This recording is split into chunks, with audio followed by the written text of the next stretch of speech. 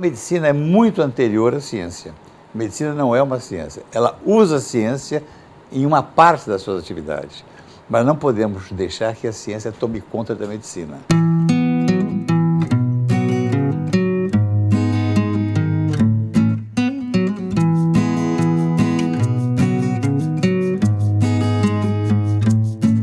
Uma das frases que eu cito sempre: medicina são normas gerais aplicadas a casos particulares. Você tem que adaptar aquilo àquela pessoa que você está atendendo naquele momento. Então, você seguir cegamente o protocolo, você pode fazer um mal ao seu paciente.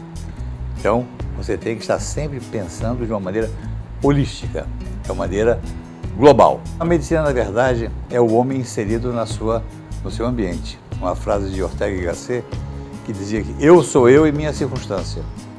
Então, é um ser biopsicossocial. A gente aprendia isso. Tinha a queixa principal, a história da doença, a história das doenças que ele já teve, história familiar, história social. Inúmeras vezes você chegava ao diagnóstico em função dessas histórias que estavam em torno e não da doença. O que acontece hoje com essa objetivação absoluta?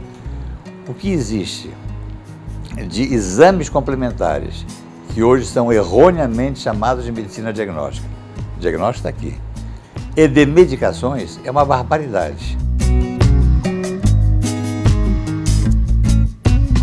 Você tem a medicina ayurvédica, você tem a acupuntura, você tem a homeopatia, você tem a medicina espiritual e atualmente está havendo uma coisa interessantíssima. Apareceu a física quântica. E a física quântica está muito ligada ao lado espiritual. Você pode ter, às vezes, uma desgraça e isso leva a você a aparecer uma doença. Então, um lado psíquico, aceita-se que ele possa gerar uma doença. Por que não pode gerar a cura? Então, a física quântica está se aproximando muito desta parte imaterial. Então, nós temos que considerar isso. Nós não somos reduzidos ao nosso corpo. Isso é uma parte de nós.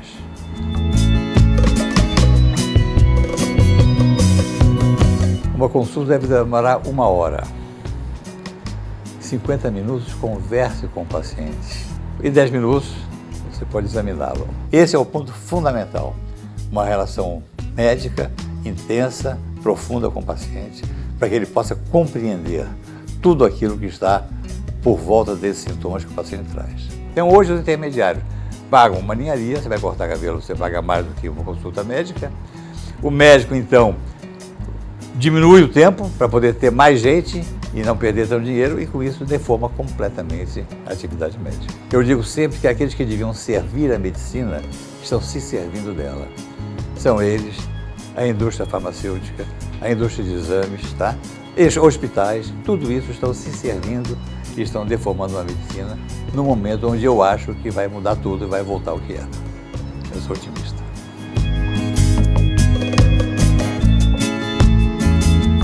O risco de surgir entidades na medicina que visem dinheiro e não o paciente é muito grande. Quando me formei, os melhores hospitais do Rio eram disparados os hospitais públicos. Eu trabalhei no Miguel Couto, eu trabalhei no Pedro Ernesto, eu trabalhei no Hospital da Lagoa, tenho até o diploma aqui de um dos fundadores do Hospital da Lagoa, trabalhei no Aloysio de Castro, e todos eles eram primorosos. Todos, tá? E os figurões procuravam trabalhar nesses locais. Depois, beneficente, trabalhei na Santa Casa. Santa Casa era uma maravilha. Depois eu fazia estágio na Mãe Pobre, lá no Rocha, que era um pequeno, mas fantástico, né? Então, tudo isso foi se perdendo com a vinda do hospital comercial. Eu participei da Constituição Federal, sua parte de medicina. E o indivíduo que fez, chamado Carlos Mosconi, tinha um pensamento extremamente social. E lá está, a medicina é direito de todos e dever do Estado. Você poderia ter a medicina particular como opção. Eu me tratava em serviço público, o Miguel Couto eu me tratava. Quando a minha família cresceu, para dar conforto, e não medicina, não precisava, eu fiz um plano de saúde, que aqui eu pago, né? Então, para isso eu fiz, não era para eu ter uma excelência, eu já tinha no Miguel Couto. Mas para dar conforto, era uma coisa opcional. Isso tem que voltar a ser. Eu fazia medicina, como eu falei, passei por vários lugares. Naquela ocasião, eu estava trabalhando no Aloysio de Castro, fazendo hemodinâmica com um pioneiro, o Dr. Estânio Morar Neto. Tinha um filho, preparado para ir para os Estados Unidos, tudo certo, exame feito. Mulher grávida, aí nascem 3. Não vou para os Estados Unidos. Tá? Então, muito bem, vou ficar aqui. E a ideia foi, então, transformar uma clínica de repouso, que naquele tempo a cardiologia não tinha cirurgia aqui, não tinha hemodinâmica, eram aquelas doenças de longa permanência, e a psiquiatria também. Então aqui era uma clínica de repouso, e eu transformei em hospital geral. E eu tive que tomar conta do que eu fiz. Tive que deixar a medicina, deixar a prática médica. Isso foi nos começo dos anos 70. Em 9 meses eu transformei esse hospital em hospital geral, com uma dívida astronômica. Mas eu estava preso na meta e não na dificuldade. Eu lembro que no final do ano eu ficava sem dormir quase, como é que eu vou pagar? Porém, eu tinha semeado coisa boa. Em janeiro, o Dr. Fernando Paulino veio para cá. Com ele vieram os papas da ocasião, a minha receita quintuplicou e eu então pude ir em frente. Eu tinha plantado e fixado no objetivo. Eu quero fazer um hospital de primeira qualidade. Vou fazer 50 anos agora no mês que vem aqui dentro do hospital. Eu nunca dei uma ordem. Nunca. Tá? Eu apenas dizia, esses são os objetivos. Isso gerava nas pessoas uma vontade de chegar ao objetivo. Eles não eram mandados, ela acendia neles uma chama de uma realização pessoal. O primeiro objetivo era subjetivo, satisfação profunda de toda essa miscelânea, pacientes com seus acompanhantes, médicos com suas equipes, funcionários. Isso tem que ser em primeiro lugar. E as complicações têm que estar melhores que os índices internacionais, com melhora gradual. E pronto. Apenas eu dizer, esse é o objetivo. Estou à disposição de vocês para qualquer dificuldade. E realmente foi uma coisa fantástica, a motivação.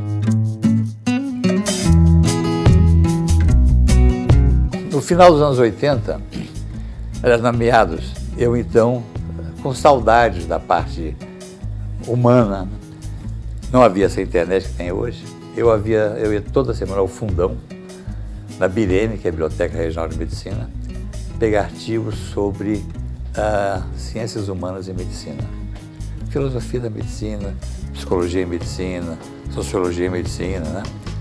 E eu tinha uma mania, eu ia procurar o contato e o encontro com as pessoas que escreviam os artigos. Então isso foi muito enriquecedor. Daí eu procurei a PUC, que tem um curso de filosofia, dizendo, olha, eu estou lendo muito, mas me falta uma base. O que eu devo fazer? Você já é formado, faça um mestrado aqui.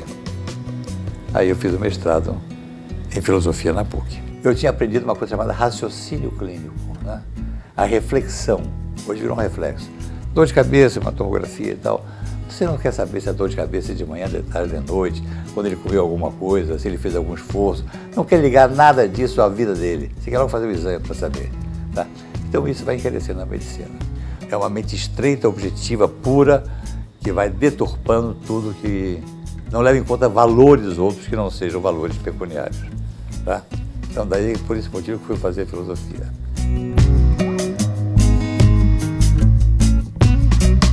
Era uma época onde os contatos humanos estavam próximos. Nós, alunos, muito próximos dos professores. Os grandes nomes estavam nos hospitais públicos e beneficentes. Eu tive esses mestres de ter a sorte de ter um Carlos Chagas Filho, Clementino Fraga Filho, que faleceu agora recentemente, o Danilo Perestrello e tantos outros, de entender, eu não precisava ter aula de ética, bastava olhar para eles.